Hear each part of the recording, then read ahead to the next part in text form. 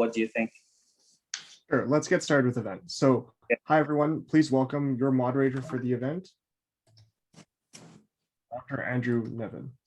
Good afternoon, everyone, or good morning for those in North America. I'm Andrew Nevin, the moderator for this extraordinary event, which is His Royal Highness Muhammad Sanusi II's SDG, Sustainable Development Goal Challenge. We're going to have a remarkable next hour and 45 minutes. I'll run through the program in a moment, but let me start by honoring the presence of His Excellency President of the Republic of Ghana, Nana Addo Dankwa Akufo-Addo, who is graciously joining us today. We are especially honored in his presence. We have many other distinguished guests that we will be introducing during the course of our program today.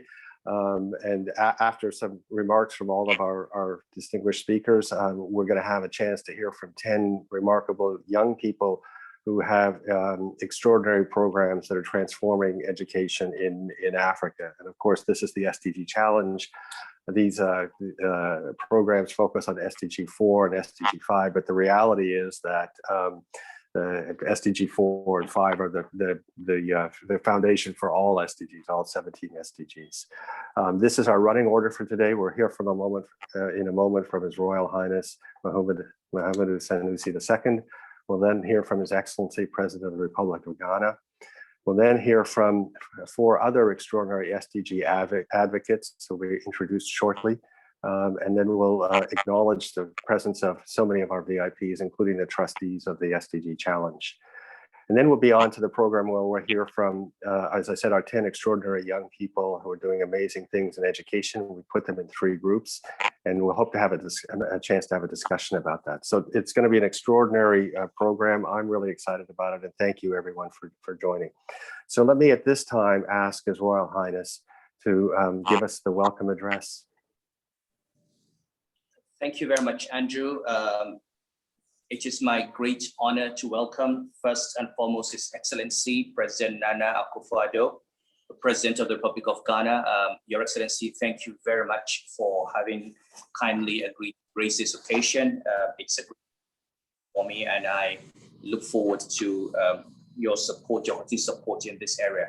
I'd also like to welcome fellow advocates. They haven't yet joined, but I've seen Eddie Dopo, who's joined. There's Dr. Murabit, there's and Hindu Ibrahim. We're waiting for them to join. This is a fireside chat around the HH SDG challenge, and it's focused on education. As I've always said, my focus has been SDG 4, SDG 5, SDG 8. And I really believe that education in Africa, especially the girl child education, holds the key to unlocking many of the problems around SDGs. Nigeria in particular has this big problem. We have 1 out of every 5 of the world's after-school children is in Nigeria. Even though primary education is officially free and compulsory, about 10.5 million of the country's children aged 5 to 14 years are not in school. Only 61% of the 6 to 11-year-olds regularly attend primary school, and only 35.6% of children aged 3 years to 6 years receive early childhood education. In the north of the country, where I come from, the problem is even bleaker, with a net attendance rate of 53%. Getting out of school children back into education poses a massive challenge. Gender, like geography and poverty, is an important factor in the pattern of educational marginalization. States in the Northeast and Northwest have female primary net attendance rates of 47.7% and 47.3%, respectively, meaning that more than half of girls are not in school. The education deprivation in northern Nigeria is driven by various factors, including economic barriers and socio-cultural norms and practices that discourage attendance in formal education, especially for girls. And I can imagine that this problem is repeated across countries, and certainly certain parts of those countries. My dream is to develop Africa's future leaders and to ensure that every child has the opportunity to reach his or her potential. SDG 4, inclusive, equitable, high quality education, and SDG 5, gender equity through advancing economic empowerment for men and girls are my primary focus areas. I've had a lifetime commitment and advocacy on access to quality education and gender equity, going back to my days as governor of Central Bank and before. And this is the reason I'm the advisory board chair for 1 Million Teachers, an organization based in Canada that empowers teachers to provide inclusive and gender responsive education in the most under-resourced communities around the world. Stepping up these efforts with the decision to establish a challenge is why we're here. It is a call to action for teachers, female teachers across Africa. Together with 1 Million Teachers and partners, especially Queen's University in Kingston, Toronto, Canada, Kingston, Ontario, Canada, we're trying to create a grassroots movement of empowered teacher change makers, people who are in the front lines of education and gender equity. It's founded on the belief that Africa has everything it needs to be able to transform its educational system from within, and that empowering teachers is the fastest way to improve our education system. The design of the HHMS2 SDG challenge started with an objective, which is improved, equitable, cost-effective, safe, and coordinated provision of innovative, quality, gender-responsive education, particularly for girls in the most under-resourced regions of the world, and to empower teachers in sub-Saharan Africa to experiment with innovative, scalable educational programs and practices by providing funding, training, incubation, and exposure. The target audience of the challenge is aimed at practicing teachers in sub-Saharan Africa who have a vision or have already launched their own projects. Teachers must be passionate about improving education, particularly for the girl child. Some of the benefits of the participation included a $500 US initial grant to support the piloting and testing of their concepts, and an initial 8-month incubator program, along with follow-up coaching and mentorship led by 1 Million Teachers. We give them structured support, group and individual coaching, access to mentors, lifetime access to the 1 Million Teacher Learning Professional Development Program.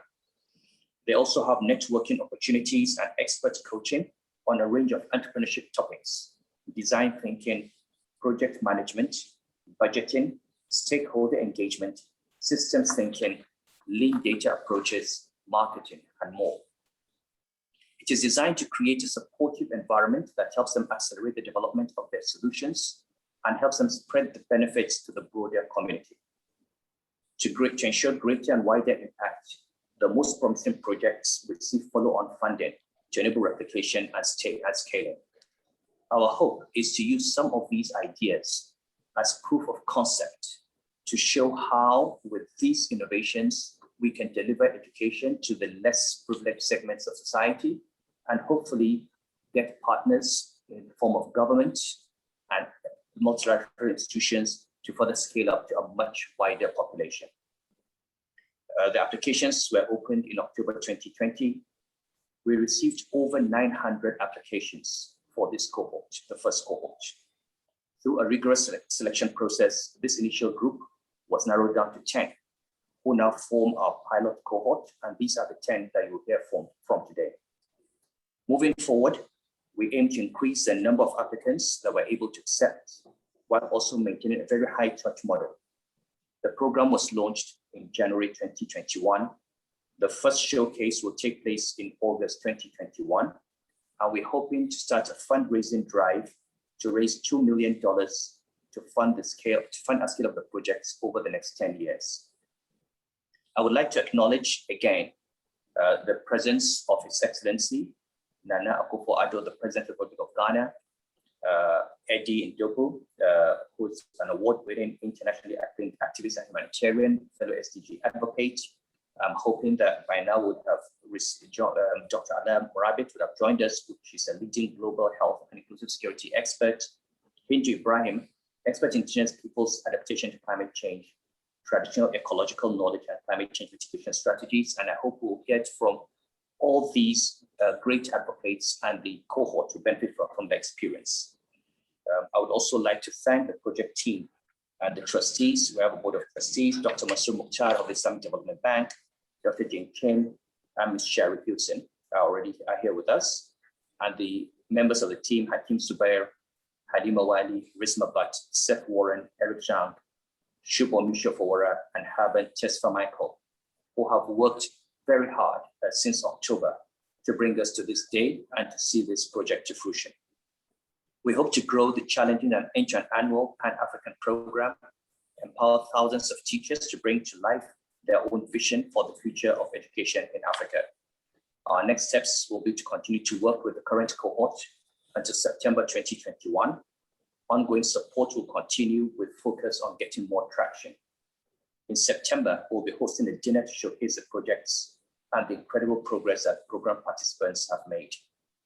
I would like once more to thank His Excellency, the President, and all SDG advocates, trustees, and team members, and the cohort, and to thank the 10 winners, congratulate them, and thank them for all the effort they've put in over the last few months to improve, and we can see the progress so far, and we hope to continue making this progress. I welcome you all to this Fireside chat. Thank you very much. Thank you so much, Your Royal Highness, for that powerful introductory and welcome for everyone. And also thank you in particular for designing and driving a program that is going to have such an impact. It's already having an impact around Africa in such a high leverage way. It's just wonderful. So thank you. I really have the pleasure now of asking SDG advocate and His Excellency President of the Republic of Ghana to speak to us now. It's just, as His Royal Highness said, such an honor to have you here, sir. So thank you so much, and we're all looking forward to hearing from you.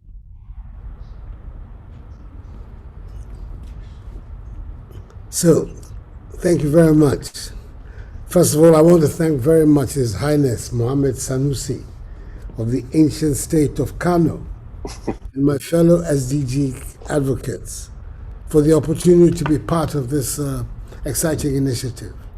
It has such an immense potential for transforming communities. And I commend His Highness for his outstanding leadership and the manifest support he has provided for two of the most critical SDGs, namely SDG 4 on education and SDG 5 on gender equality. As the African Union's gender champion and the initiator of the free senior high school policy in education policy in Ghana, there's not a shred of doubt in my mind that if we fail to unleash the full potential of our young girls and women through the provision of quality education, our quest to realize the SDGs will become a pipe dream. It's great to see, my fellow advocates, that in the midst of COVID-19, we continue to champion the noble cause of the SDGs.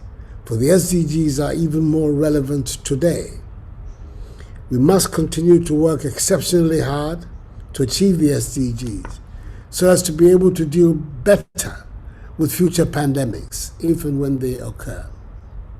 The combined impact of education and achieving gender equality in Africa, and indeed across the world, is plain for all to see. It is as if that great Ghanaian educationalist and sage, Dr. Kwegyir Aggrey of blessed memory, made his famous pronouncement for a day like this when two key themes, education and gender equality, would again be the focus of an initiative in Africa. He once said it has been oft cited, but I believe it bears repeating. If you educate a man, you educate one person. But if you educate a woman, you educate a whole nation. This laudable initiative led by His Highness and the 1 Million Teachers Organization taken to scale would be the epitome of this historic comment by Dr. Aggrey.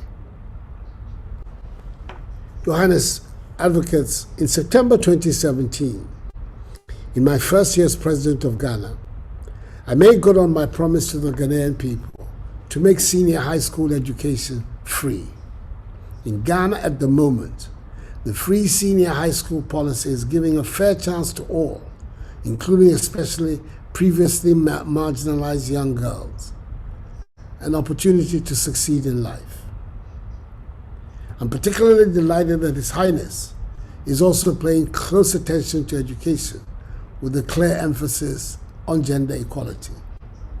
Education is the lifeblood of development and prosperity. It is indeed a key enabler and has the greatest multiplier effect in achieving all the other SDGs. Without education, individuals cannot get decent jobs to contribute to economic growth. Without education, individuals cannot grow out of poverty. And clearly, without education, the intrinsic potential of a human being cannot be fully unleashed. Developing the human capital of our continent is premised on education, including notably technical and vocational education and ICT. We cannot take our people out of poverty and eliminate economic, political, and social inequalities without broad-based quality education and a gender-sensitive approach to both policy formulation and program implementation. Fellow advocates and our distinguished cohorts, allow me to echo a very strong personal belief, which is that we cannot develop our beloved continent, nor can achieve the Africa we want with an uneducated population.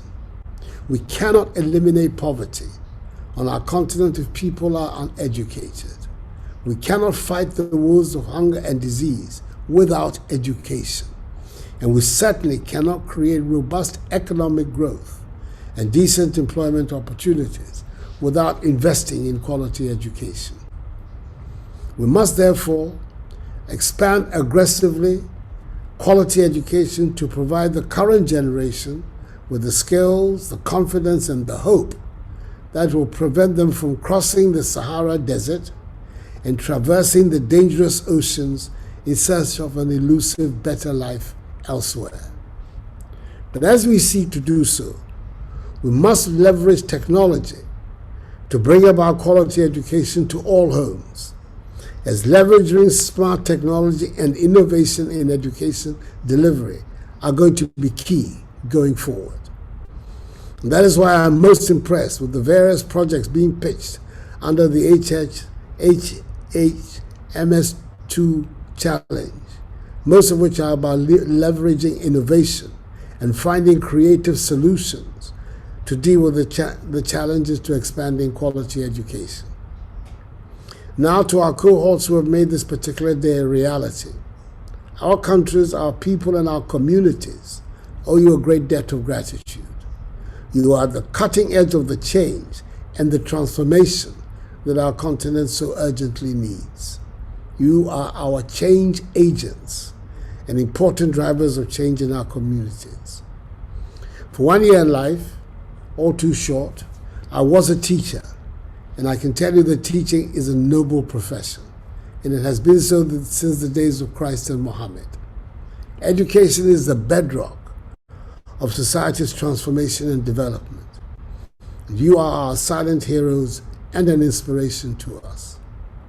Hearty congratulations, and I commend you deeply for your contribution in making His Highness's SDGs challenge such a success. To my brother and friend, Your Highness Muhammad Sanusi II, I thank you for being such an outstanding leader and partner as we work to bring prosperity and dignity to our people and to our world. Congratulations once again to Your Highness and to the cohorts for this valuable initiative that holds so much prospects as we endeavor collectively to achieve the bold ambitions enshrined in the SDG. Thank you for giving me these few moments.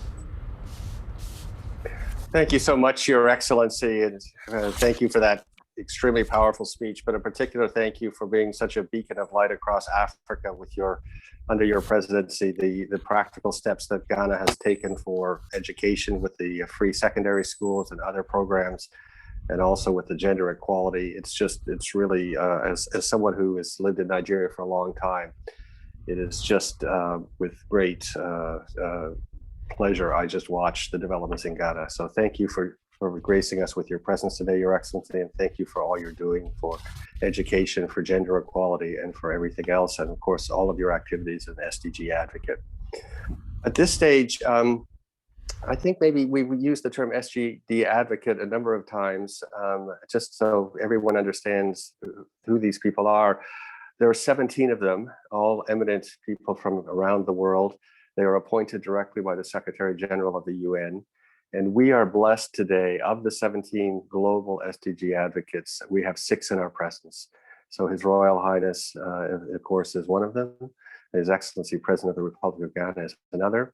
And 4 others have joined us today to be part of the program of the Fireside Chat. And I'd like to now call on Sabomi Sofawara, who's one of the leaders of the SDG, His Royal Highness SDG Challenge.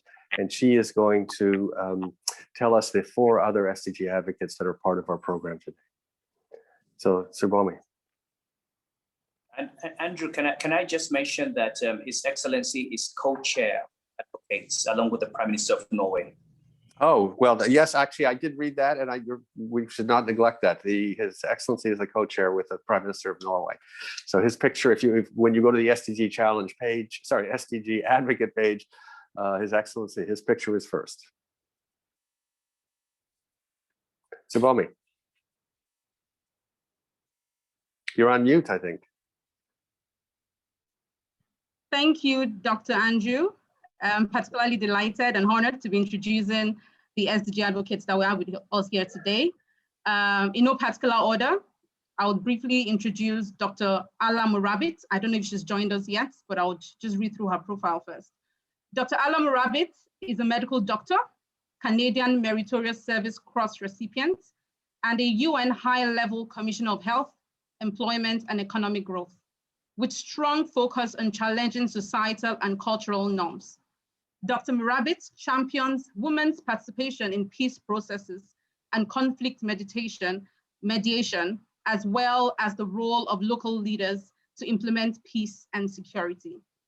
In 2016, she founded a global mentorship program for emerging leaders and co-founded the Omnis Institute, an independent nonprofit organization committed to challenging critical global issues through the empowerment of emerging local leaders. It will be interesting to know that at the age of 21, Dr. Ala founded and spearheaded the Voice of Libyan Women, which was set up to advocate for women's rights, focusing mainly on the political participation and economic empowerment of women in Libya. Next on my list is Indo Ibrahim. Ms. Ibrahim is an expert in indigenous peoples' adaptation to climate change, traditional ecological knowledge, and climate change mitigation strategies. She is an environmental activist and geographer. She is co-chair of the International Indigenous Peoples Forum on Climate Change. She's from Mumboro Pastoral Community in Chad.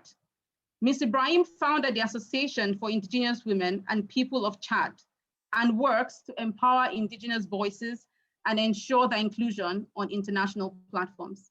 She leads several concrete projects that improved access to basic needs of indigenous people while promoting their unique contribution to the protection of the environment. Also with us today is Dia Mirza. Dia is an award-winning actor, producer, and UN Environment Goodwill Ambassador. Today, Dia has become the voice of environmental and wildlife conservation in the region and torchbearer for causes related to nature. She was appointed as the UN Environment Goodwill Ambassador for India at the UNEA Assembly held in Nairobi, Kenya. She championed the campaign Beat Plastic Pollution along with the UN, leading to World Environment Day in 2018. She believes that the creative arts, cinema, documentaries, and photography are powerful tools for social change and conservation.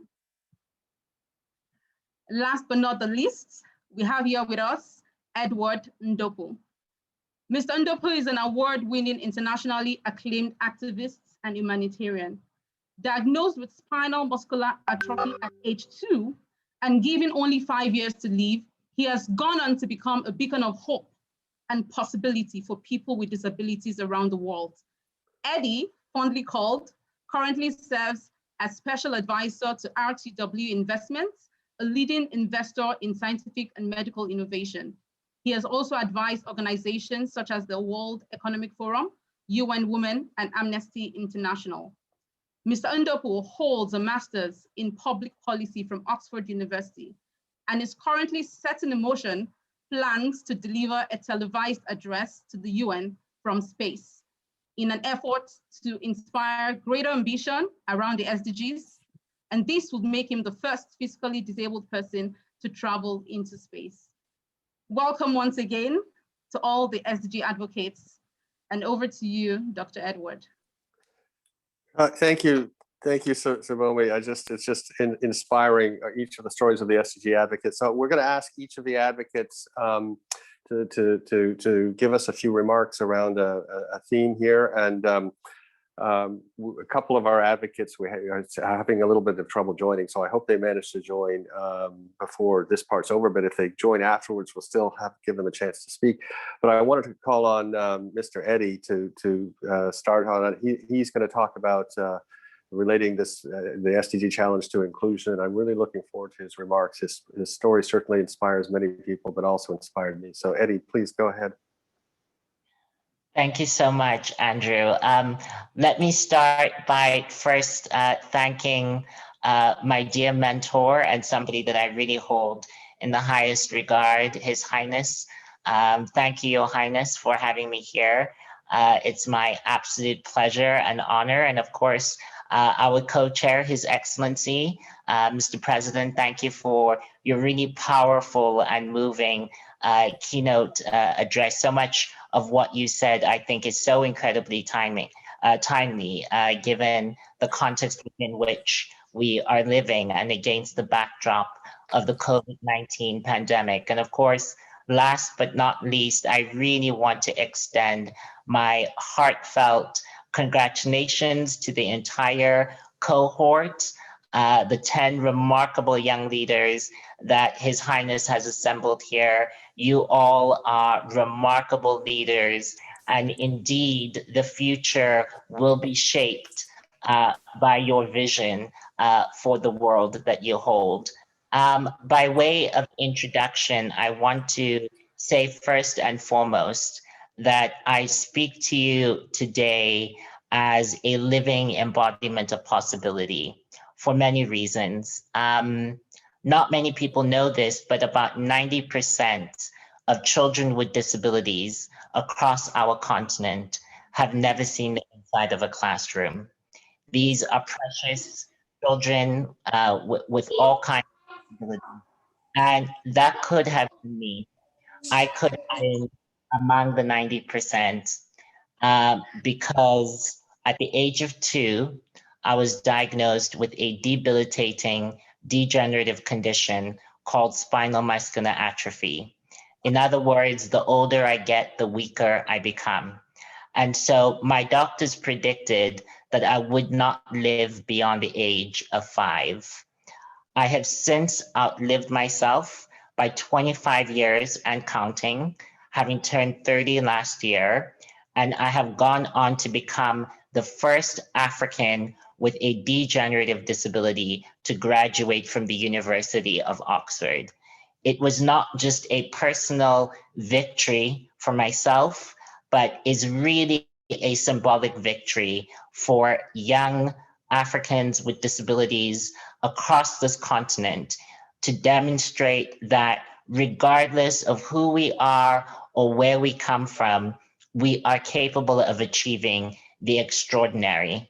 And so in my capacity as an SDG advocate, I am committed to inclusion and committed to ensuring that those furthest behind the line of opportunity are validated and put at the heart of our efforts to ensure that we attain the Sustainable Development Goals. And so I really want to thank you, Your Highness, for this incredible initiative and for your unwavering determination for inclusion and for equality. It is absolutely important that we think about those furthest behind the line of opportunity, because unless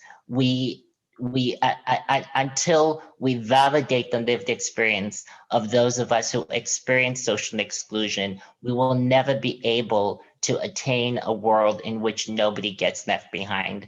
So I thank you, Your Highness, for your commitment to ensuring that gender equality is part and parcel of the discourse around education. And I really want to thank our inspiring co-chair, Mr. President, for your tireless leadership to ensure that we don't leave anybody behind, that we give credence to leaving nobody behind in the fight for SDGs, and of course, my fellow SDG advocates. So I am so thrilled to be here, and to you, the remarkable cohort, I look forward to seeing what you do, and just know that you are never too young to make a difference, and you have everything you need in order to shape humanity and put it on a different trajectory. So thank you, Your Highness, for having me here.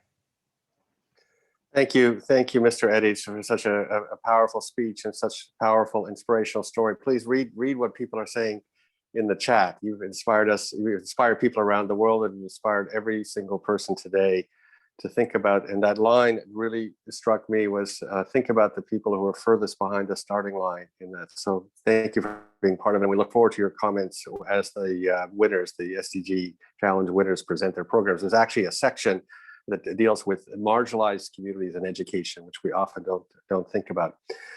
So now I'd like to just call on Ms. Dia to speak as one of the SDG advocates. I'm really looking forward to Ms. Dia's talk, because she's going to talk about storytelling for SDGs. And if you think about human existence, it's really, we tell stories. I'm an economist by training, but no one's interested in numbers. What they're interested in is the narrative. So please, Ms. Dia, go ahead. Thank you, Andrew. Thank you, Your Highness, for having me here. And a big congratulations to all the young leaders who have made it this far and are going to be leading some very important change in the world. And I really look forward to telling your stories and sharing your stories. I think we're the only species in the world that thrives, survives, and understands one another better because we have the gift of storytelling. So many of the things that we use, so much of who we are, our culture, our religion, our societies are shaped by the stories, the narratives that have been built around us. And, I remember reading an adage that struck me as so true. In the end, we will only protect that what we learn about, and we will only learn that what we love. And I think the best way and the simplest way and the most accessible way to generate a sense of awareness, understanding, empathy, and that leads to action is through the power of storytelling. I know that at a personal level, there are so many films that I watched, so many stories that I saw unfold in reality around me that have propelled me in the direction that I find myself going, which is to use my life and its purpose to make a difference in the lives of people. Whether it was watching Born Free when I was a young girl, or watching The Inconvenient Truths that really, shook my innards and helped me understand how tragic our narrative had become, how self-obsessed, self-consumed, self-serving, and disregardful of every other species that we share our planet with, and all lives, the fact that all lives are connected with. So I think that without the power of storytelling, without the ability to share our experiences, we cannot truly hope to move forward, because the only way we can help each other change our attitudes, our behaviors, our understanding of one another, and achieve all the gaps, and fill all the gaps, and achieve all the goals that we have, is by exchanging our narratives and compelling people to feel more. I've always believed that human beings have the ability to empathize, but I realize more and more now that we also need to teach people empathy. And I think one of the most powerful tools to teach empathy is the tool of storytelling. And whether it is in the form of cinema or documentary or television or news, whatever that format may be, or writing, uh, it's it's a very, very powerful tool for social good and social change. Thank you so much, Ms. Dia. Please, everyone, I'm watching the chat on another device here. Please put your remarks in the chat. It's a wonderful way to interact and express what you're feeling. Well, we're sort of this session with a very powerful address from Ms. Dia about storytelling and how central it is to human existence. I don't think anything happens unless there's a narrative or a story behind it. So just thank you so much for that. I'd like to now call on Ms. Hindu has arrived, and she's going to speak for one of the SDG advocates, of course, that we were introduced to a little earlier. She's going to speak on something that's very powerful. She's connecting education to to the greatest challenge on the planet, the existential challenge posed by climate change. So we're all very interested in hearing that, because that is, it has to be something that's front and center of, particularly now, of course, with the United States coming back in the Paris Accord and some momentum around that. Please, we'd really like to hear more. Thank you very much, Andrew. Good morning, everyone. It's such a great pleasure and honor to be with all of you, Your Highness, our co-chair, Mr. President, and my sister Dia, my dear brother Eddie, and all of you here. It's so a great pleasure to have a weekend with you here and speaking about the power of education, the power of storytelling, and how we can change the narrative of our world, as my boss Eddie and Dia said. So I am coming, from indigenous communities. I'm coming from Mbororo pastoralists, who are the Fulani peoples living around the Sahel. We are a cattle herders. And that's why, like, in our community, traditionally, education is something who is very far, particularly the Western education.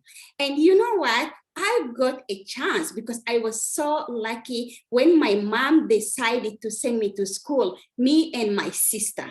So she was rejected by her own families and by my father's family. Why? Because they say, you cannot send the children to school. It is not our culture. And you send even the girls to school, this is not possible. But why did she get rejected? So that gave her more power to say, I will send my children to school, but they will not forget them culture and them identity. So that means when I went to school at the same time, in every break of the years, even 1 week, she sent us back to the community. So I know how to milk. I work over 10 kilometers to go and sell the milk and come back to the communities and drinking the same water from the rivers and all. And when I went to school, the children, they don't want to sit next to me. They say, oh, I'm smiling milk. I'm coming from the indigenous communities. I think many of the young people here in this panel can understand what I'm talking about it, the marginalization of peoples coming from the rural areas. And that gives me a strength. I understood that I'm got a lucky to go to the school to understand what is happening with my communities. And I said, I have to fight for the girls who have my age to rights, to education and to their own right. And I understood immediately, I cannot talk about human rights without talking about the environment rights, because we live and depend from the nature. We do not depend from the end of the month's salary. We depend from the rainfall. So we have to protect the right of the nature and the right of the peoples at the same time. So that's what moved me to protection of the environment. So, you know, all of you around our regions, especially when you live around the Lake Chad, how the climate changed a lot. We are already having 1.5 degree because the heat is up to 58 to 48 to 50 degrees Celsius. And we have our resources that shrinking. Lake Chad lose his water to 90%, and we have many people living and depending on it. We don't need just to tell them about the climate change, but they are living this experience of the climate change. So which kind of education is important? We need two kinds of educations. Firstly, from the government, institutions, all of them, to understand climate change is the daily reality of our peoples. We are struggling from it. We have more than 70% of the peoples living and depending from the nature. They are fishermen, they are cattle herders, or they are pastoralists or farmers. They are fighting each other to get access to the resources. People are dying around Nigeria, around Chad, around Burkina Faso, Niger. All they are moving to get the resources, and they find killing each other. Why they are killing each other? They used to live in harmony among themselves. So this one, the institution need to change to adapt and how to protect our nature. Developed countries must change the way of environmental education. It is the responsibility of everyone and each. And this is the SDG 13, the climate change. But of course, SDG 15 also protection of the land, because land is very valuable as education to all of us. From the government side, actually, then coming down to all as citizens, we need to see how the land right, how the land tenure to be a participatory way of exchanging and of sharing the resources. So this education is very important. The second education is, we know we have a technology, we have a science, but we do have the traditional knowledge of the communities. And I'm going to share with you some of the examples. You know, like my grandmother, she didn't went to school, but she must have a PhD++. And she is the best app that I do have, because in the Western culture, you can check your phone to see if it's going to rain or not. But from my communities, my grandmother can observe the birds migration, the cloud position, the flowers, the trees, to tell you if it's going to rain or not.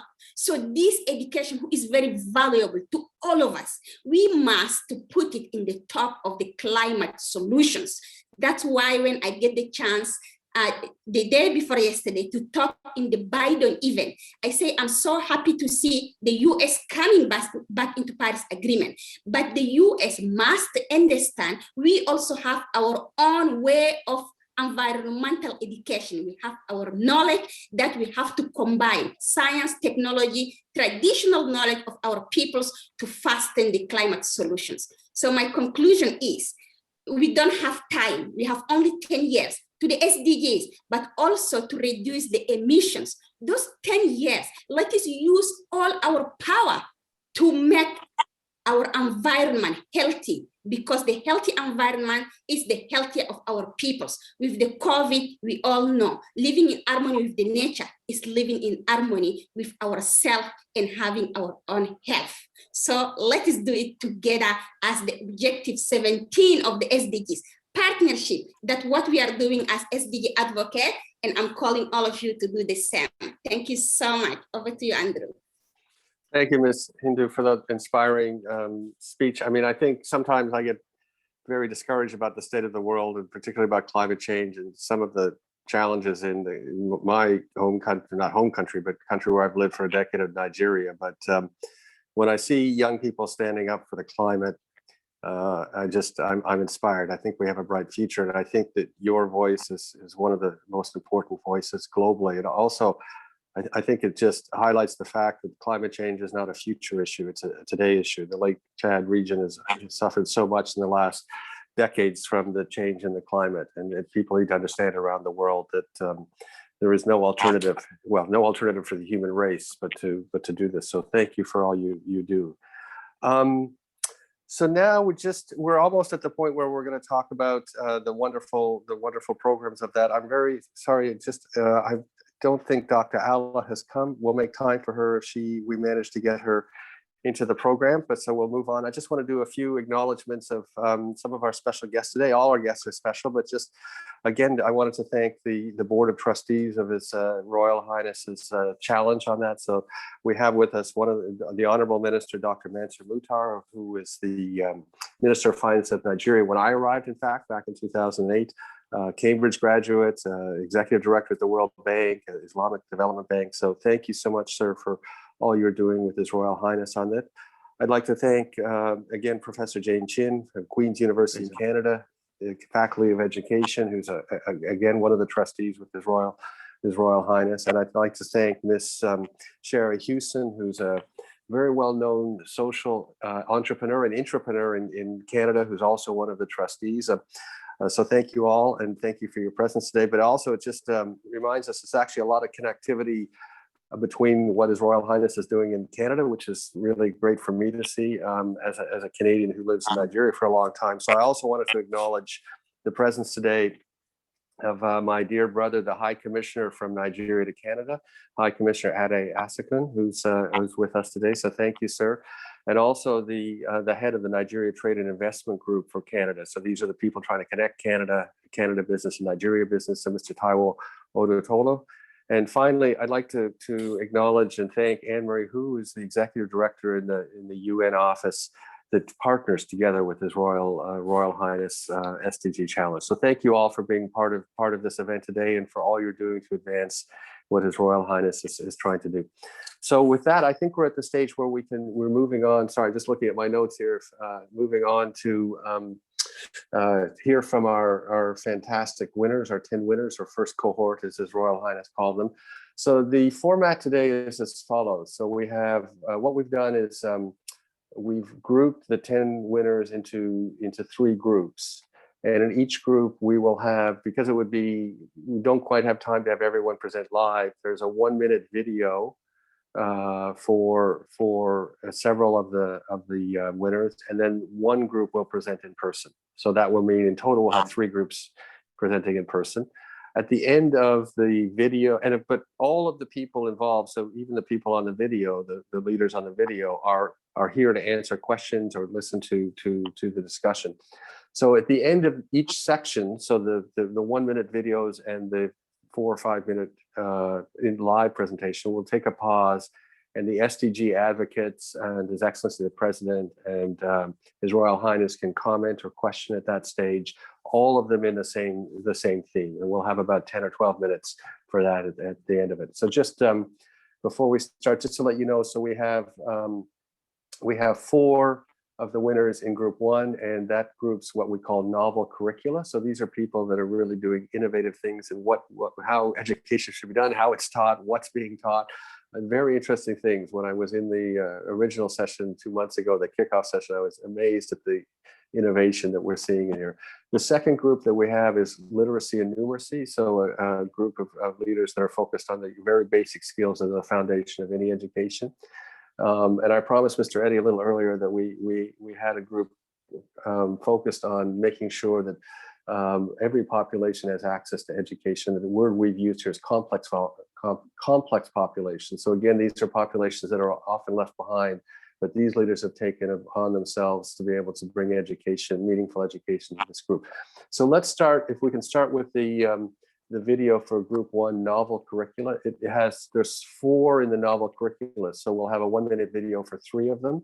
And then we'll have a live pitch by Habiba Abdul Rabio, who's connected to art. So please go ahead.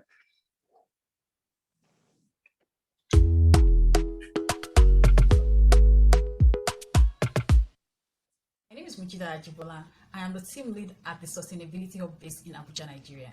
Very often, we hear statements such as Nigerian graduates are unemployable or school is a scam.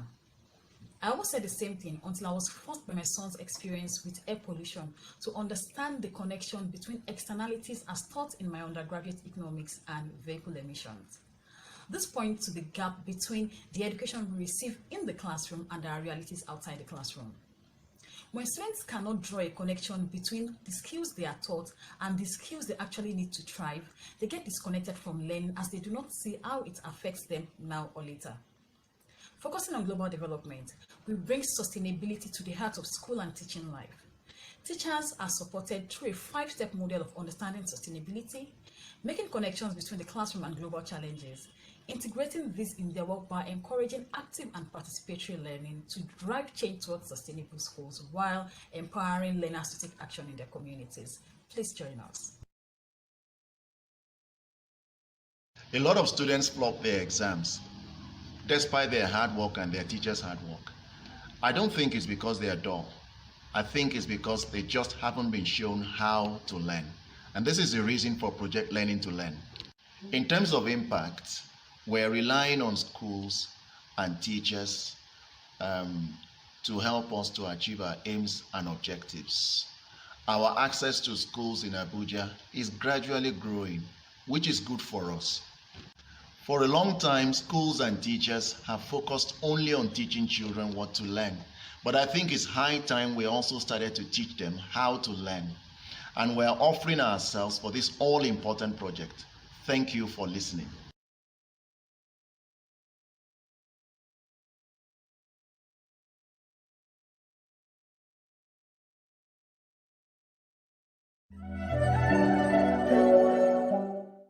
Good day, my name is Adejo Victor Idoko, the project team lead for Girls for Tech Innovators Competition.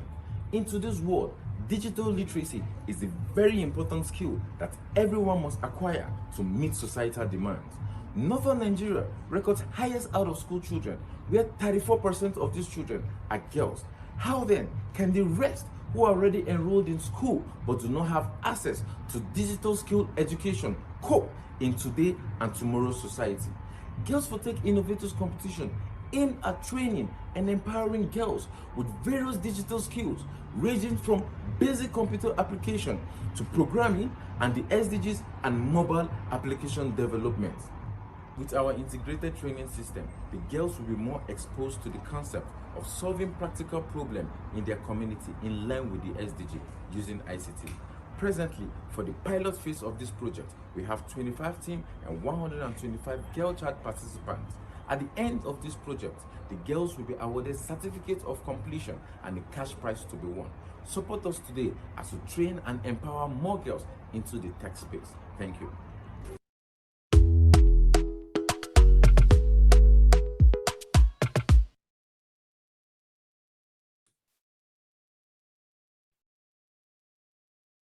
Thank you so much for having me.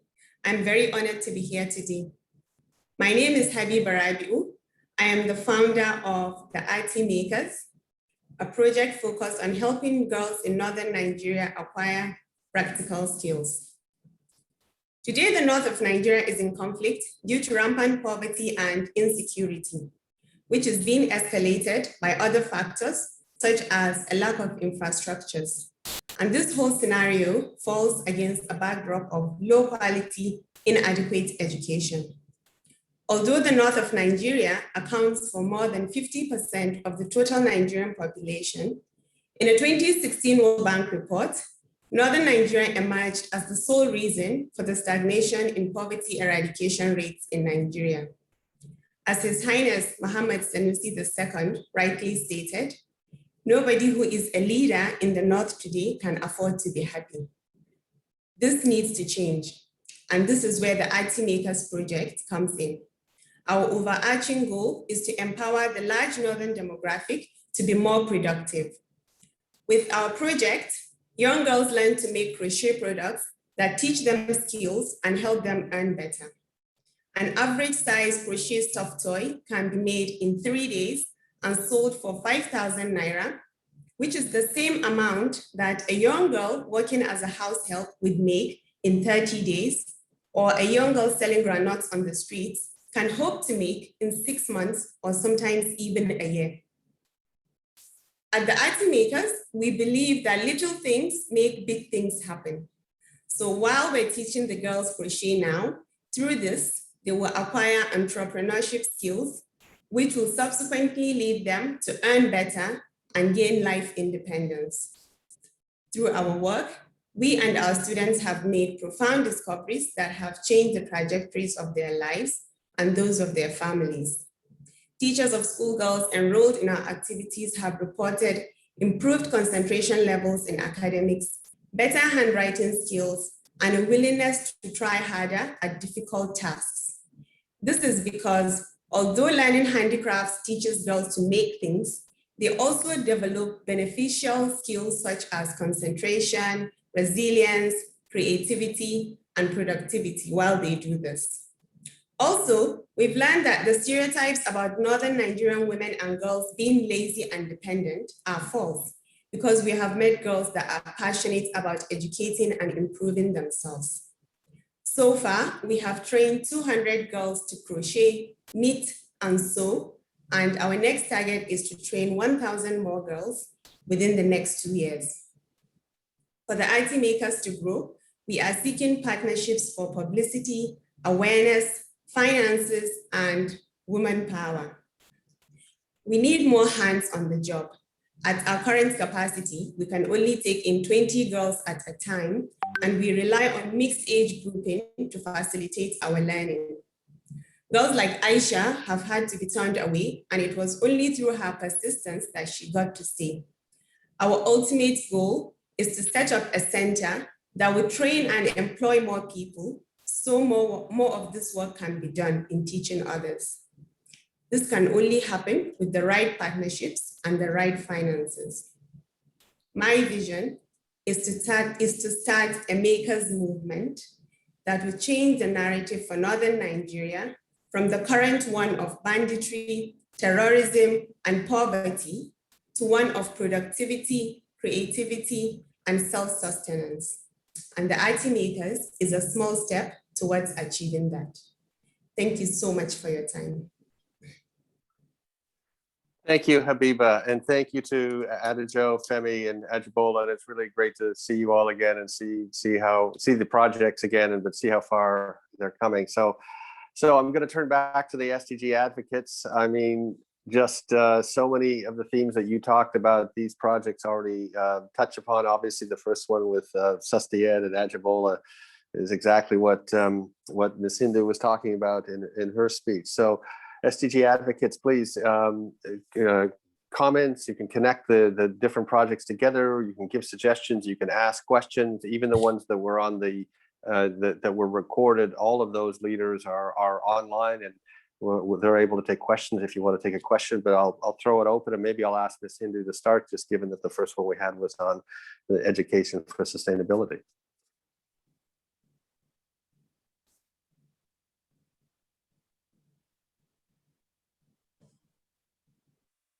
On sustainability, I would yield to Hindu. Does Hindu have anything to say on that? Yes, thank you so much, His Highness. And thank you very much, Habiba, for the presentation of this project. I know what is happening in the Northern Nigeria because it is the same area that we are having in Chad.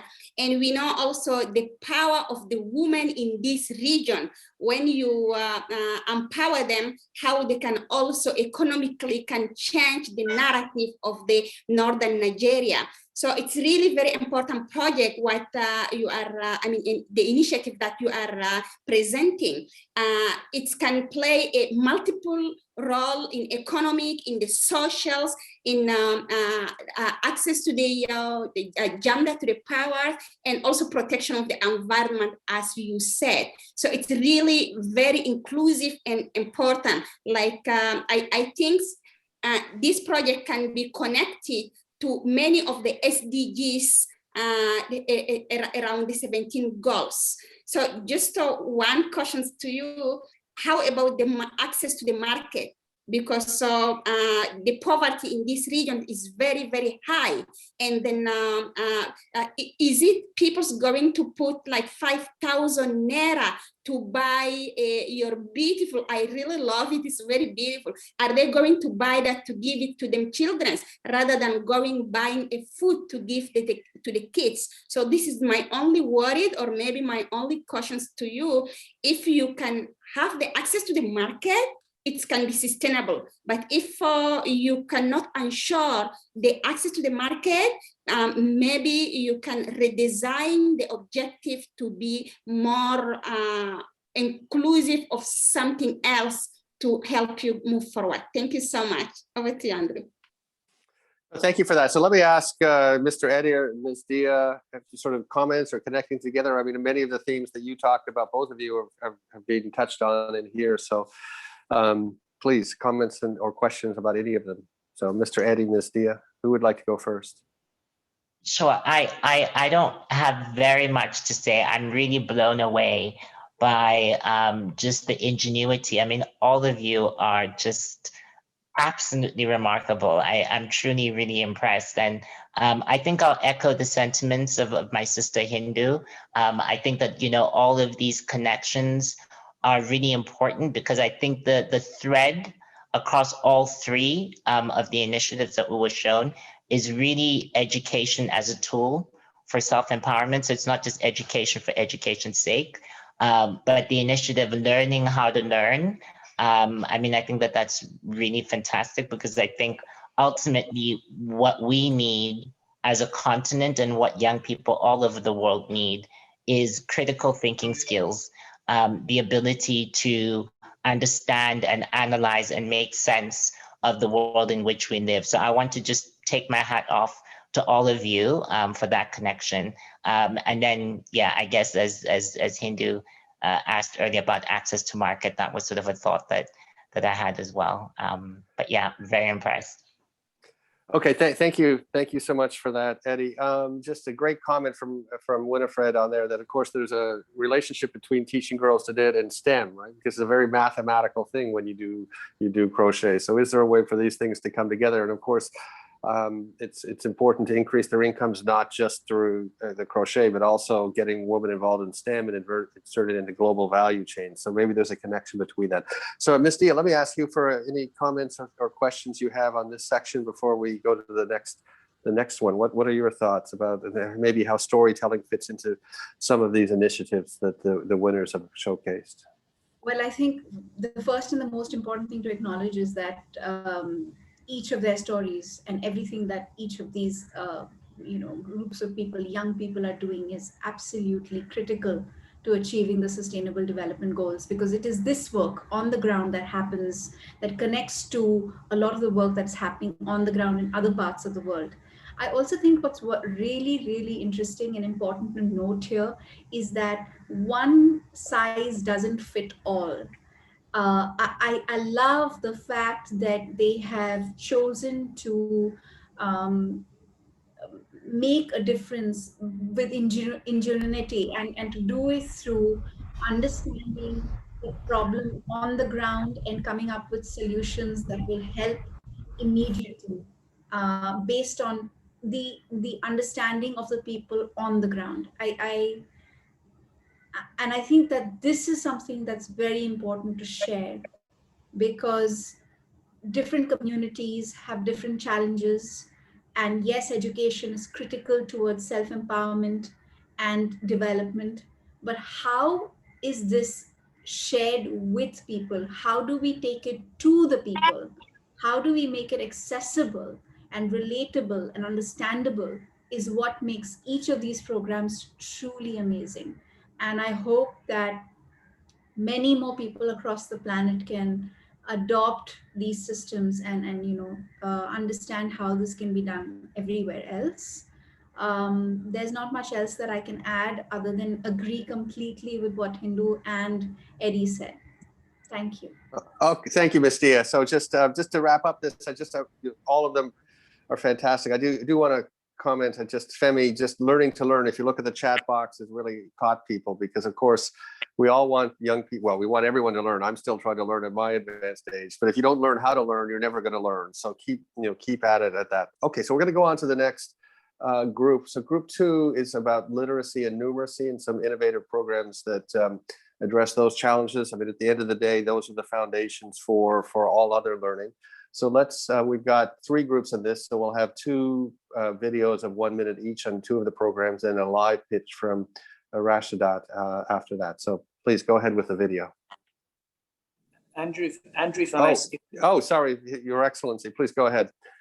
I just say something, given what Hindu has raised. I mean, part of what we're trying to do here is also do some hand-holding for these teachers and try to see how we unlock the problems for them. So for example, with the RT makers, if we can help with access to market, if we can fit them into a value chain, that's the kind of thing we'd like to do. For the girls for tech, after training them, we've got to say, okay, you've trained them with technology, what else? You've got all sorts of outsourcing programs. You've got things that you can link them up with multinationals and so on. So part of what this fund will do is try to take these ideas and transform them, not just in terms of education, but in terms of how it can give them an access to move out of poverty. No, absolutely. I mean, I think part of the challenge that we find in Nigeria is that we need to build out the whole ecosystem, so both the demand and the supply side. There's no point in just giving education if there's then nowhere for that person to go. Thank you, Your Royal Highness. So why don't we go to the group 2, literacy and numeracy? Do we have the tape? Can I say something? Your Excellency, please go ahead. Thank you very much. I think that the message that has come from Hindu is one that we have to work with very seriously and very quickly. The teaching and to what extent we can get people to focus on this whole issue of climate change. Chad has a dramatic example of what climate change is yielding. We've seen the shrinking of Lake Chad, which was a huge source of water in the Sahelian area, which is today virtually dried up entirely.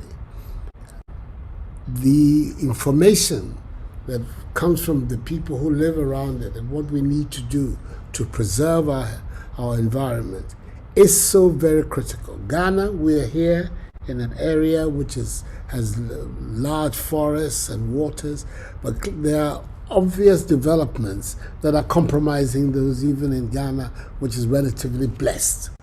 I think we need to be able to put the information that Hindu's talking about into practical use as quickly as possible. And that is to feed it into the educational structures of our country. I don't know to what extent she herself is a writer or a commentator for academic work, but it's important that the information and the perspectives that she has on the issue of education and climate change is introduced as quickly as possible into the way in which the teaching is taking place in these areas. That's would be my little contribution. Thank you, Your Excellency. I don't think anyone would count that as a little contribution. I mean, to put climate education at the heart of the education system at this stage. So thank you so much for that. And thank you for staying with this program so long. I mean, we know you're very, very busy, but I mean, everyone on it appreciates it. And any more comments, please tell us, Your Excellency. Do we have the tape for group 2?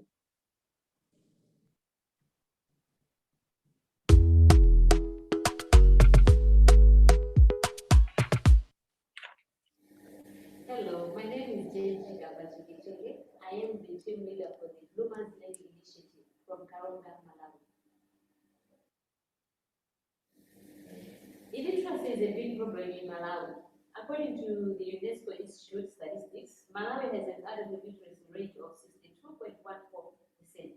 Illiteracy leads to inequalities, lack of self-awareness and economic development, poor health, abuse, fear, and low self-esteem. Our goal is to free youths and girls from illiteracy through reading, writing, through online and in-person short story writing. Children learn to read and write short stories with supportive mentorship and opportunities to publish what they've written. Our goal is to directly impact 500 students. These are 150 boys and 350 girls by 2022. We have some testimonials of how the Bloomers have impacted lives of many. For example, we have a testimonial from 2 students, Sunge Mirenda as well as Hassan Iboka. We require support through financial resources such as money for publishing books, some gadgets such as phones as well as laptops. We would also require some support from you through some mentorship skills.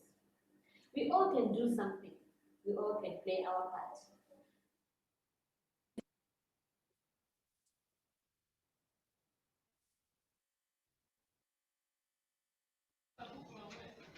Hi, my name is Yemisi Jetulua, the founder of the Workbook Initiative based in Port Harcourt, Rivers State, Nigeria.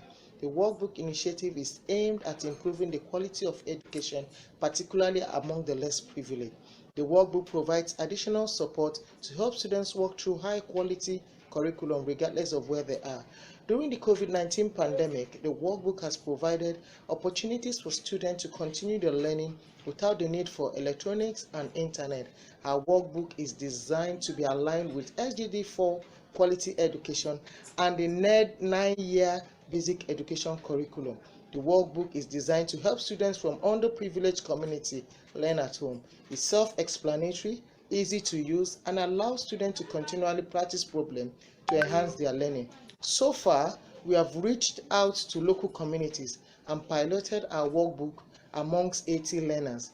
Our aim is to reach out to 5 more communities by the end of 2021 to provide them with quality, life-applicable, integrated primary education that will help situate learners in the rightful place in the society as future leaders. Thanks so much for listening.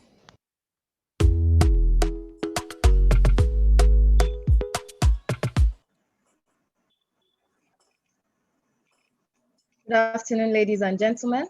I would like to introduce you to the Reading Room, a mobile library that takes books to disadvantaged communities in Abuja, Nigeria. My name is Rashida Sadiq, and I'm a co-founder of the Reading Room. My partner and I have noticed that most Nigerian children are reading far below grade level standards, and we wondered why. We realized that most children do not have access to any books outside the school recommended texts, and thus they are unable to practice their reading and attain fluency. This has led to a situation where even the children that are literate have weak vocabulary and poor comprehension skills. Our solution is to provide access to books by allowing weekly borrowing, but we know that this isn't enough as a solution to bridge the gap. So we explicitly teach comprehension skills and we introduce creative response tasks. We also train volunteers who believe will take responsibility for promoting literacy within the community. During our comprehension sessions, we try to teach skills, questioning, inferencing, drawing conclusions, and understanding figurative language. We also believe that knowledge should be applied. So for every book we read, we have tasks and activities that the children get to do, and they always love this. We believe that this helps them to solidify whatever they have learned and to make it applicable within their lives. Remarkably, we have noticed that with only 4 books per month per child, there has been an improvement in their reading. There have also been great improvement in their creativity, critical thinking, communication, and collaboration. These gains have given us validation for our efforts, and studies have shown that such foundational skills are essential for attainment of improvement across all subject areas. Within the next month, we hope to acquire more books, to attract more volunteers, to reach out to more communities, and to get a purpose-designed bus for our library. At the moment, we operate out of a minivan and cardboard boxes, and we know that once we're able to get the bus, our borrowing processes will be smoother and we'll be able to achieve more visibility. Literacy is a fundamental skill for lifelong growth, lifelong learning, and success. Readers are leaders. I believe that every child should be able to read, such that we can have the leaders that will improve Africa. And I know that this is a vision worth striving for. Thank you for listening. Thank you, Rashidi. Thank you, Yemisi, and thank you, Jane. And wonderful to see you all again. So let me throw open for comments or questions to the SDG advocates. But this time, I will obey protocols. His Excellency the President of Republic of Ghana is still with us. So of course, he can interrupt and add whatever he wants at any time, and His Royal Highness is the same. So. Who out of the 5 of you wants to start with some thoughts on this? This section was really around literacy and numeracy and some innovative approaches to that.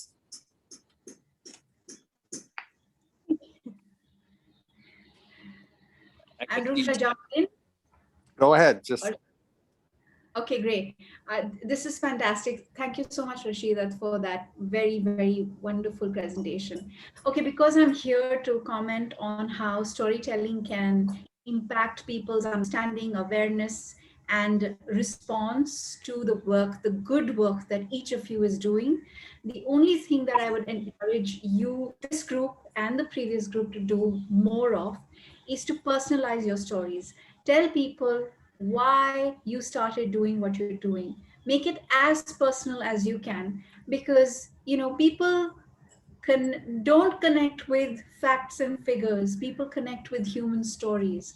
And when you can tell the story of one child, even if it's just one child, and what reading a book did for that child, and exhibit through that story, that narrative, how their creative thinking or their rational thinking changed, it would, I think, have a far more reaching impact in your communication. And that's something that we really do want to achieve, because if we want to scale up the sustainable development goals, we need more and more and more people to understand the human emotion and the human challenge and the triumph of achieving change in the most personal way possible. Thank you. But well Thank you, done. Nia. Thank you. Other thoughts? Hindu, Eddie? Yes, I have a thought.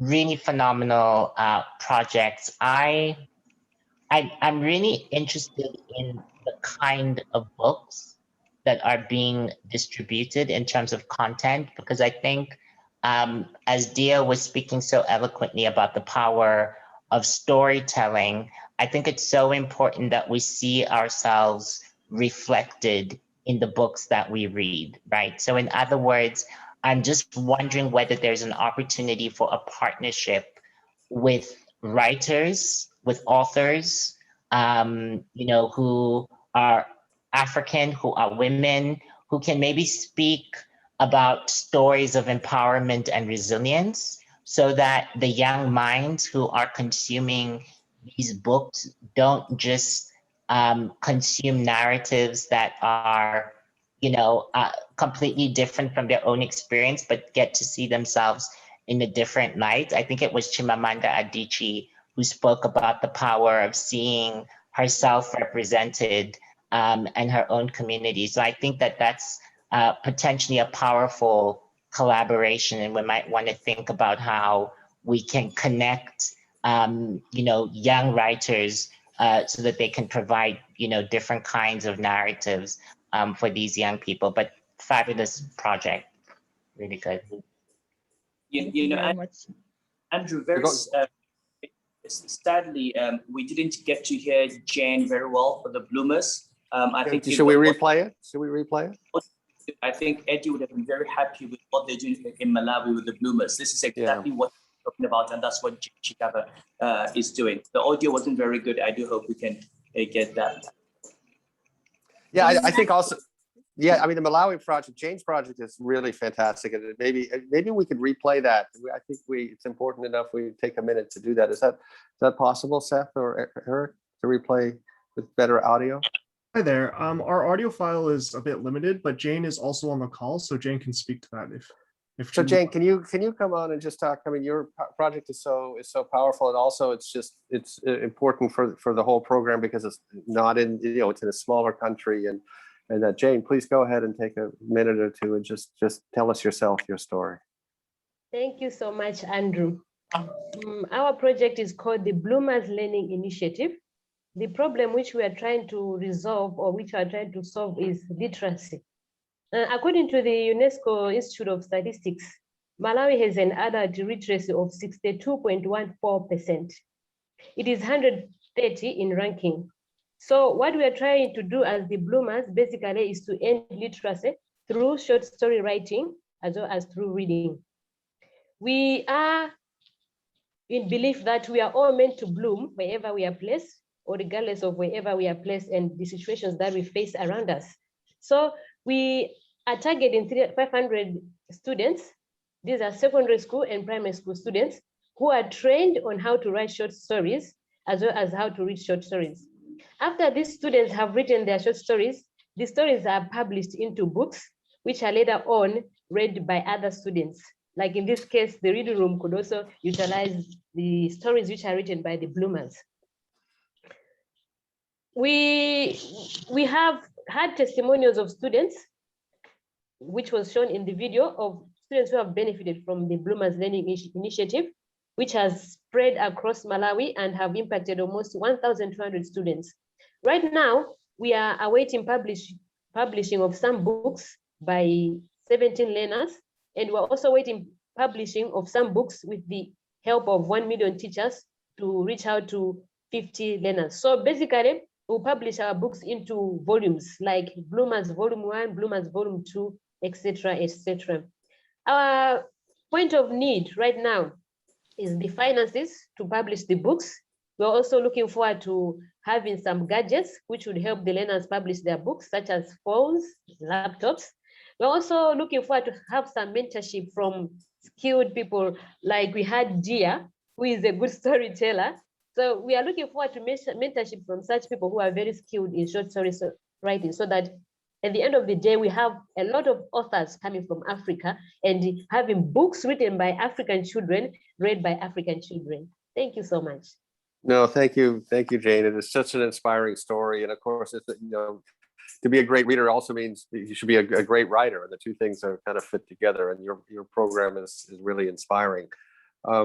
Just back to the SDG advocates and His Royal Highness. Yes, I was just going to say that, part of the thought process for this, when we're selecting the cohorts, was to try and find certain synergies and connectivities among those that we chose. So, for example, you can see very clearly, if we're able to provide funding for Jane to publish her stories, those books can be part of the reading room, and so on. So we take a part that we focus on. We take a number of these ideas. You go to a village or a town and take a cohort of students, and you bring in 3, 4, 5 of these ideas, including the RT makers. So while they do learning technology, they can learn crochet, they can learn reading. And the idea is, in the next 6 years, what kind of impact have we made on these children relative to the average literacy rates in their area? And if we can have that proof of concept, we can then invite governments and show them that with these ideas, you can actually raise the level. Because part of the problems we have in Nigeria, it's not just so much out of school children, but the children who are in school who are learning nothing. So there are parts of the country where you finish 6 years of primary school and still haven't learned anything. But if we're able to show that with these ideas, you can improve the output of teachers and the quality of students, then we can scale that. We can get the government to scale that up. Your Highness, I think that is absolutely extraordinary. And I think that what you're talking about is an entire ecosystem, seeing all of the different connections, an ecosystem of learning and an ecosystem of inclusive education. And I think for us as advocates, I think that's an invitation for us to really think deeply and think critically about how we support that ecosystem. Because when you scale the entire ecosystem, you're right, all of the different interventions in the different projects support one another, and that creates a critical mass of learners. So I think that's absolutely extraordinary. All right, thank you so much. I just changed devices. Do people still hear me? Yes, may I come in, Andrew? Yeah, please, Hindu, go ahead. Thank you. Yeah, I really wanted to support what Dia and Eddie said. It's really very important to make it personally, and it's very important to make it also locally. So with these 3 wonderful initiatives, let me share with you one of the examples how we did in Chad. We have a direction that in charge of the nomadic educations, peoples who are in the remote areas and access with a difficulty, like the difficult part that you cannot access. So how we did that in 2010, I was one of the consultants to go to my communities, to all those nomadic peoples and talk about the educations. So one thing that I get from them, they say, they don't want to send them children to school because the school is not adapting to them way of living. They say they cannot have the school that can teach them the history of the France without giving them the information that they want to resolve right now. They say if the school can learn them children how to count, this is important to do mathematics, how to learn the conflict over water, how to learn what they can use immediately for them families, they can send them children to school. The second thing they say, they wanted to have the curricula to get adapted while going to school Monday to Friday. So Monday is the market day. Right. Maybe Tuesday is the market day, but Sunday, Saturday, they have nothing. They say they want to that them children go to the school Saturday, Sunday, and Monday they can stay back home with the cattle, and then the elders can go to school. So when we just to go directly to the communities, we know what they want to get studied. So you can adapt all the initiative that you are doing to those communities, and then they can accept it and read. So when you do the history that adapt to the result that they want, you wanted to give the information. I mean, what is the education? That's the things we have to ask ourselves. Education, why we are going to school? Are we all wanted to go to school to be in the office? We wanted to go to school to understand each other. We wanted to go to school to develop our communities. So to develop our communities, we need to give a response to what people need. So if you put that in the education that you wanted to have, into the books, that can make your initiative very unique and very accepted. I know what is happening in Malawi. I mean, I saw the way of the education. I try to mentor a bit a scientific young women. So they wanted to do the science beyond just the science as concept 1 + 1 is 2, but they wanted to adapt it to their own communities. So work together, 3 of you, you will have a lot of things to learn. But really congratulations to all 3 of you. Over to you, Andrew. No, thank you, Hindu, and thank you to all the participants. We need to move on. Just interested. You have the president. You have the president asking the floor. Oh, I'm aware that of the pressures on you in handling this very complex program, but there's just one point, and that is a point that was made by His Highness as well as by Hindu. We're talking about adapting educational systems to be able to confront the realities of people's lives. That adaptation is not going to succeed unless a concerted effort is made to link the new ideas that are being developed with what the educational institutions are putting out as curricula, because that is at the heart of it. When people go to school, they learn what the official educational institutions of their community, district, region, nation put out as the matters that they have to learn. And it is that change that we must see happen, so that the linkage between these ideas and what comes out as formal educational policy, I think, has to be one of the most important outcomes of the decisions that we take this afternoon. How to ensure that linkage so that it becomes meaningful, the various ideas that are being put in place in terms of their impact on the lives of people. Understood. Very well said, Your Excellency. Very well said. Thank you. Okay, so our third group is we term complex populations, but these are leaders that are taking going to groups that may have never received the education they should be getting, and they just, this is just fantastic stuff. So I just one of our videos also seems to suffer from the sound issue, so we're going to have Mahfouz present 1 minute, a couple of minutes in person. So we have just one video, which is Shagan's video on the unusual school, and we'll have 2 live presentations from Mahfouz to just speak, and then Anita will talk about the Amina Dyslexia Center. So please go ahead and play the tape that we have for the unusual school. Hello, I'm Olisha Milori, the project team leader of the Unusual School, Lagos, Nigeria. According to a report by UNICEF Nigeria, 1 in every 5 of the world's out-of-school children is in Nigeria. 1 in every 5 of the world's out-of-school children is in Nigeria. The closure of schools in Nigeria due to the global pandemic of the coronavirus further created a learning gulf and learning losses across the edu ecosystem. In indigent communities of Lagos State, where most families earn below $1 per day amidst harsh economic realities, the children were left behind as they were not equipped to adapt or transition to the new online methods of learning, thereby not being able to keep up with their peers due to lack of access to digital tools. As a means of bridging this gap, the Unusual School designed an open learning intervention with the aim of reaching these children across these indigent communities. Our goal is to empower them with soft skills and develop cognitive thinking skills to give them prerequisite knowledge for now and the future. With this intervention, we'll be able to reach over 2,000 children across 10 indigent communities, giving them learning opportunities. Our vision is to reach over 10,000 children across different indigent communities, giving them quality education. At Unusual School, we believe the way education is being delivered needs to be reimagined, especially to communities in need. At Unusual School, learning cannot wait. Unusual School, bridging the learning gap. Thank you. So as I said, we're not going to play the tape. Mafis, are you there? Can you hear me? Yes, Dr. Andrew.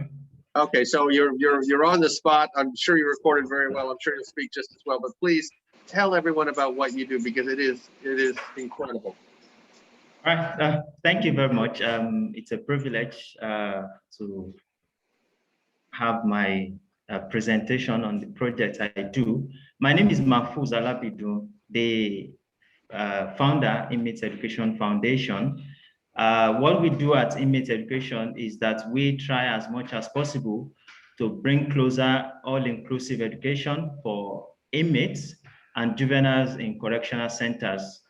Because the research has shown that 7 out of 10 inmates and the juveniles, of course, are not educated or drop out, so they find themselves in that situation. And it has been a worrisome situation because many of them are in that situation because they could not have the opportunity of employment and the opportunity of being developed. So in that case, they find themselves in that situation. So what we do is to provide literacy, adults, advanced, and open university education to the people in the correctional centers and also to the juveniles. The juveniles are, of course, those who we provide the literacy and the education of primary and basic education. So this we've been doing, in the last 3 years, been able to impact about 1,000 inmates, particularly in Lagos State correctional centers. And we've also extended to the juveniles, which we started just recently. And we had about 90 juveniles that we are actually impacting. We are actually ensuring that they also have the literacy and the basic education. Most times these people, our engagement with them are shown that they are people that also want to be great. They also want the opportunity that everybody has, but they do not have this opportunity. So we try as much as possible to mobilize volunteers, university lecturers and people of professions to come to their aid and support them. This we've been trying to do, and we ensure that they also have the quality education that they deserve in line with the the SDG goal 4 of the SDG goal 4, and to also have the all-inclusive education of the UNESCO by 2030. So this, we hope, will go a long way to develop them and to also give them to also give a society that we all desire, because we don't want a recidivism of people who go to prison and come back to prison after all. So we are willing to support the community to have a free and fair community without recidivism, and people who would after then come back to the society to be better citizens and better community developers. Thank you very much. Mafis, thank you for that. And you need to read the chat already. I mean, the response to what you're doing is just fantastic. And I'm sure that I'm sure that Eddie's going to have a comment for you after we get the next presentation. So we now have Anita to come on. Again, Anita is another incredible story about a community that may not always be served well by education. So Anita, can you hear me? Yes, good afternoon, everyone, and thank you for having me. My name is Anita Anchat Kevin. I am the founder of Amina Dyslexia Center, a social enterprise based in Kaduna, Nigeria that works to improve the learning ability of dyslexics.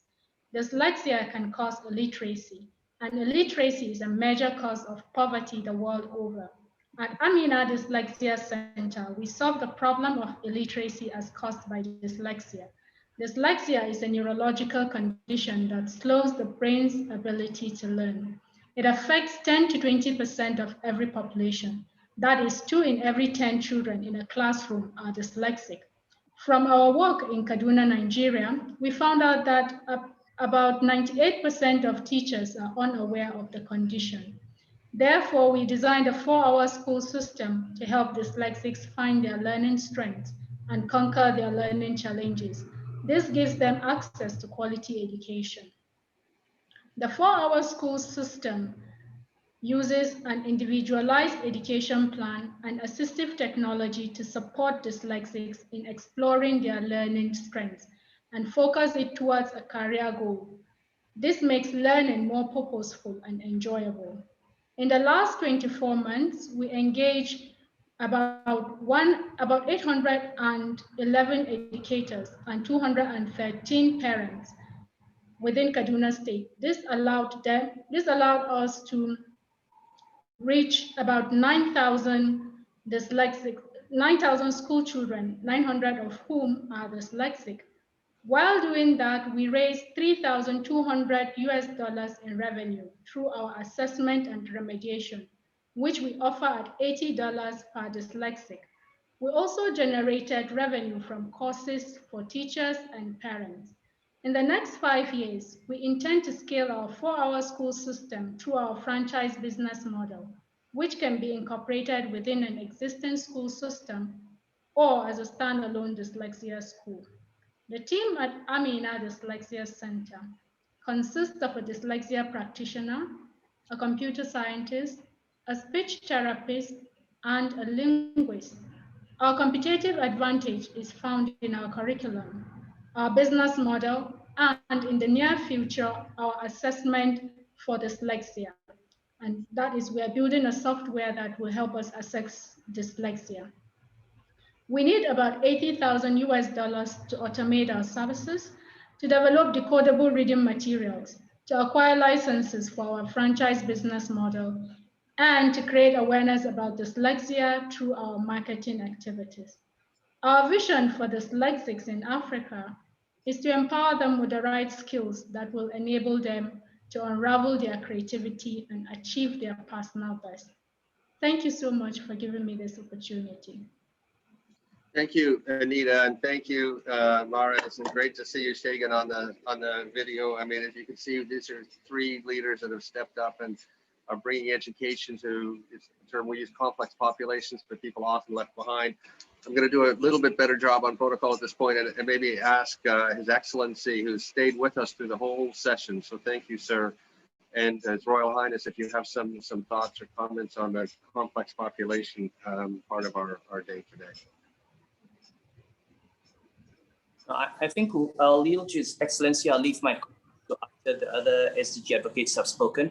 I think, Andrew, maybe we should give a chance to Dr. Masur Mukhtar and the trustees in case they would like to make a comment as well at this point before we close and actually have a chance to, because they're going to be the ones administering the fund and allocating the resources from what they've seen so far. Thank you very much. So I'll yield to His Excellency. Okay, thank you. So the trustees, I mean, I've seen some of the, sorry, go ahead. Sorry, so I'll ask the trustees per His Royal Highness's request here. This is as we come to the end of our session today. Do you have any thoughts on this section, or perhaps overall from what you've seen today? So the Honorable Minister, Professor Jane, Miss Sherry.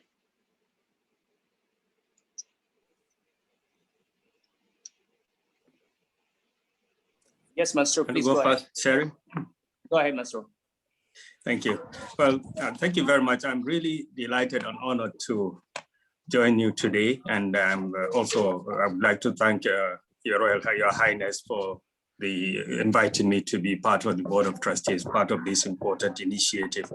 When you mooted the idea, I thought that this was a good opportunity once again to continue to get inspiration from your commitment, dedication, and to change the world, and the passion and energy and enthusiasm that you deploy towards this ideal.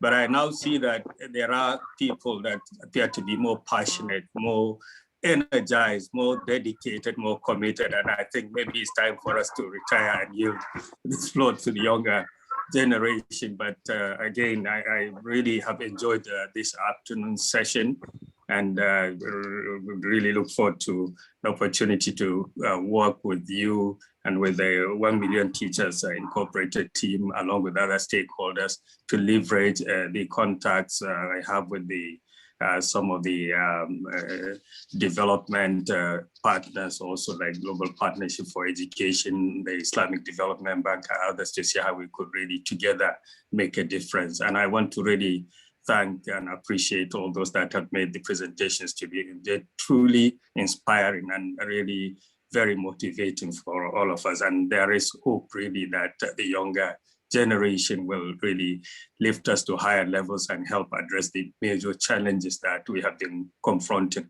For me, this is really important at both personal and professional level to be able to contribute and see to the success of this important initiative. So thank you once again. And thank you, God Honorable bless. Minister. Thank you, Honorable Minister. So Professor Jane or Ms. Sherry, do you have any comments you'd like to add? Sure. I mean, it was as I mentioned in the comments, what an honor, what a pleasure to be here today. So inspiring. I'll start with that. You know, I as I tend to do when I hear inspiring people speak, I've been taking, you know, keywords down and things like that, and just for my own thinking. But I think it was Eddie used the word ecosystem at some point. And I've, you know, just listening to Hindu talk about perspective and what is education? And that's a really critical question that I feel like a lot of these groups are addressing, right? What is education? It's only as valuable as it is useful, really. And, you know, we're still figuring that out in North America.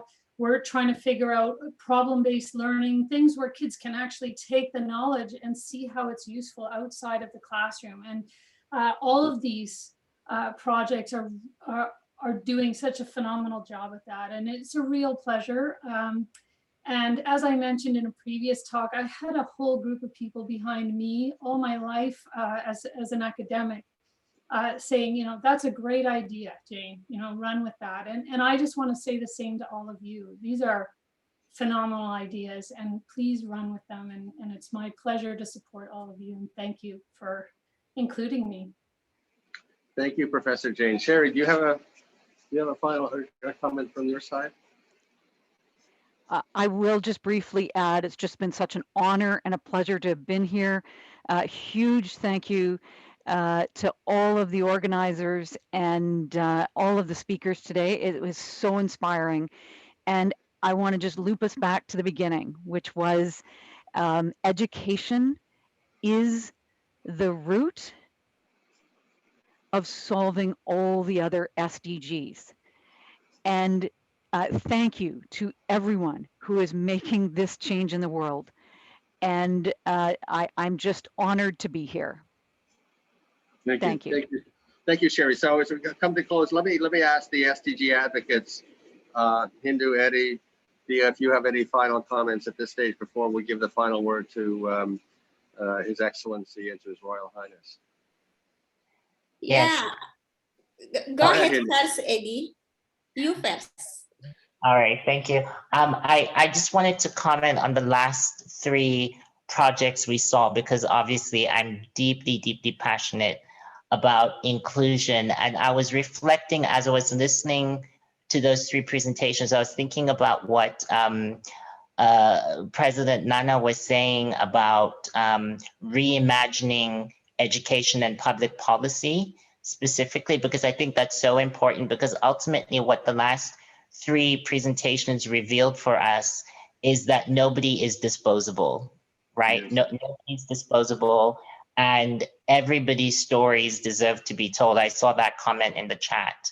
And I was thinking about the focus on inmates, on vulnerable populations, on people with disabilities. I think we need flexibility within public policy. We need flexibility from public policy makers so that we can cater to the most vulnerable populations in recognition of the fact that nobody is disposable. You cannot discard communities because of who they are or where they come from. So I think that's incredibly important. And Your Highness, I'd love to, have a conversation offline as well, because I think, I'm in the process of starting a global access fund and mobilizing $1 billion for the billion people with disabilities in the world right now. And I would love to be able to get the fund to also benefit the projects that we've seen today. That's a personal commitment that I'm making to you and to the cohort that's here, because I'm truly moved and inspired. And so I'd love to join heads with you, Your Highness, so that we can figure out how to scale this up. So thank you, for this. Thank you, Eddie. Hindu. Yeah, thank you very much. Just to join my voice to Eddie, I think the last three part is also very inspiring as all of you. So leaving no one behind in education, that's what I get from the last part. So that's also what all about the SDGs is leaving no one behind. So my conclusion to all of you, as your initiative moving forward, do not forget the objective 17, partnership. Partners among yourself, because if you do the things in silo, maybe you can go fast, but you cannot go far. So move together, then you can go very far in all your initiative. This is really very important. And what Eddie said, it's very important to interlink all the initiative that we are having, like the one he's doing for the people with disability fund. So in my side, I'm doing on climate change and indigenous peoples.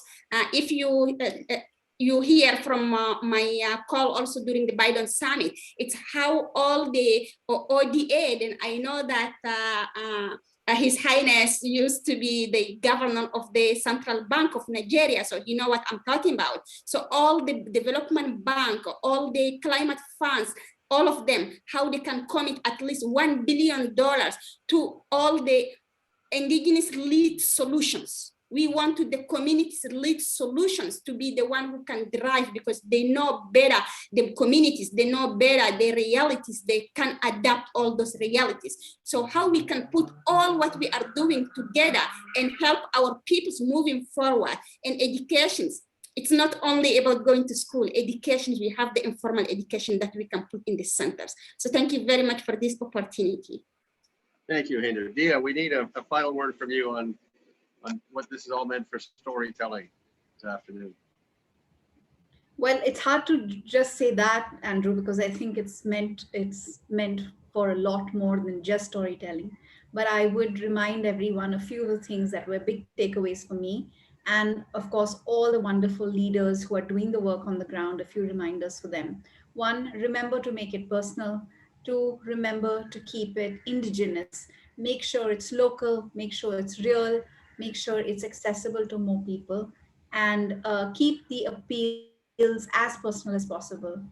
The third thing that Hindu touched upon, which I would like to reiterate, because climate and environment is a very, very big part of the work that I do as a storyteller and as an advocate. And I do believe that and none of our sustainable development goals are achievable if we do not succeed in achieving climate action. And I think ecological literacy has to become a very important and a very critical part of educational programs across the planet. And for all the young leaders who are trying to make a difference on the ground in their individualistic, unique, wonderful ways, I think if they can just find more ways for young people, whether it is the juveniles that we heard about or all the other young children that we've heard about, to reconnect with nature and understand the power of nature and learn with nature, it would make an even bigger impact and difference. Thank you. Thank you, dear. Before asking for a final word from His Excellency, from His Royal Highness, I was going to ask Anne-Marie from the Executive Director of the UN, whose partnership of this, if she had something she wanted to say as we come to an end. Anne-Marie?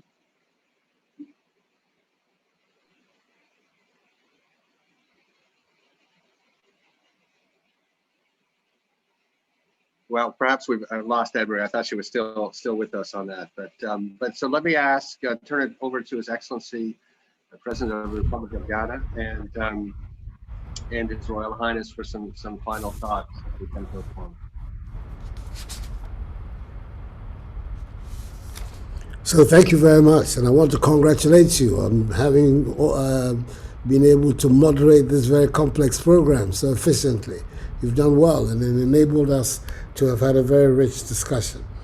I think the comments that Eddie Ndopo made are particularly apt as far as I'm concerned, and that is that the reform of public policy and education is the key to progress, because education is a peculiarly public product and will remain so. No society in the world organizes an educational system outside what we might call the governmental system. So changing thinking, changing attitudes within that is what will bring us to the advances we're seeking. So the linkage between for instance, what His Highness is doing and what policy makers are doing in Nigeria, in Ghana, across the continent, is what will determine the capacity of these reforms to succeed. So I think that, for me, that is a fundamental reflection that has come out of these discussions and what we need to focus on and insist on, so that the reforms that we're looking for to provide an education that is relevant for the needs of our people at this time in our history can become real. Thank you for that, Your Excellency. I think that is such a powerful idea that the education system needs to be reformed so education is relevant for what's actually required. And I can certainly say in Canada that's not always the case. Your Royal Highness, session, can you please final thoughts? Thank you, Andrew. I really I'm touched by this afternoon. I'm actually getting emotional. Your Excellency, my brother, my friend, my president, thank you very much for you to have taken 2 hours of your time to attend this. Is something that we all are grateful for, and I'm personally grateful for this. My beautiful sisters, dear Indu, thank you very much for being here with the team, and my brother Eddie, and thank you, the trustees. I see from the chat, apart from Eddie's announcement, we already have Andrew Moss offering to introduce Mahfouz to groups that are working on education for inmates. We can see links between society and Indu. We're already beginning to see where the mentoring is going to come from and where the support will come from on storytelling. Some ideas have come up. One of the interesting ideas I saw is as we go and teach inmates, we should maybe think of the bloomers taking stories from inmates, telling their own stories, and so on. So even in here, we've seen new ideas for new ways to expand this. I'll be very honest to say, I don't know where this is going today. Okay, I just know that we have to do something. We have to start somewhere, and we have to work on all the support, all the partnership. And I don't know, another 3, 4, 5 years, this could be a great thing. And certainly what His Excellency has said, and if the team remembers, I've made this point before, we have to have a strong collaboration with the public sector. You go to a place, you've got to work with the government. The government needs to know what you're doing, and the government needs to support it. And hopefully it is with the support of the government that other people come in, and then this can be scaled up. This was a wonderful afternoon, largely because of the quality of people who were here. There are many who have not spoken. The Nigerian High Commissioner is here. I can see Anne-Marie is back, and I hope we'll still give her a chance to say something before Andrew closes. But I want to thank all the trustees. I want to thank all the advocates. I want to thank the cohort because we're here for you. I want to thank my chair, Your Excellency, the President. Thank you very much. Thank you very much. I can't thank you enough for this. So Andrew, please let's give Anne-Marie a chance to say something, and then we close. Thank you. Anne-Marie, you have the final word on this amazing session.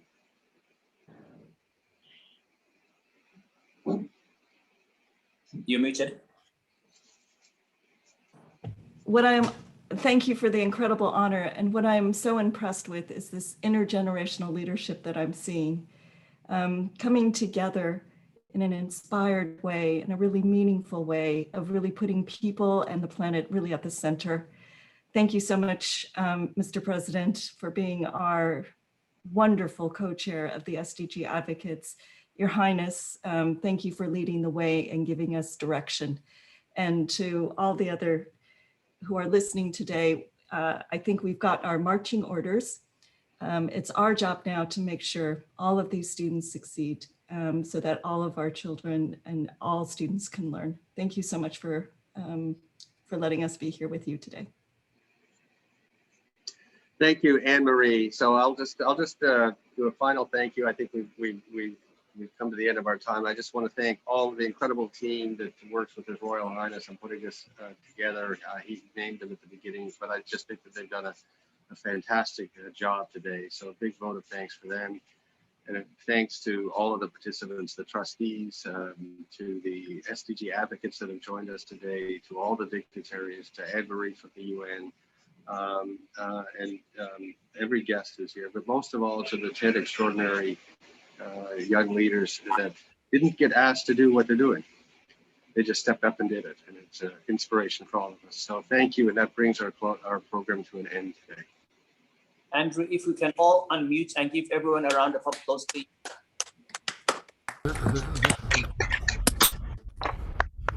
Thank you. Wonderful. Bye, everyone. Have a good weekend.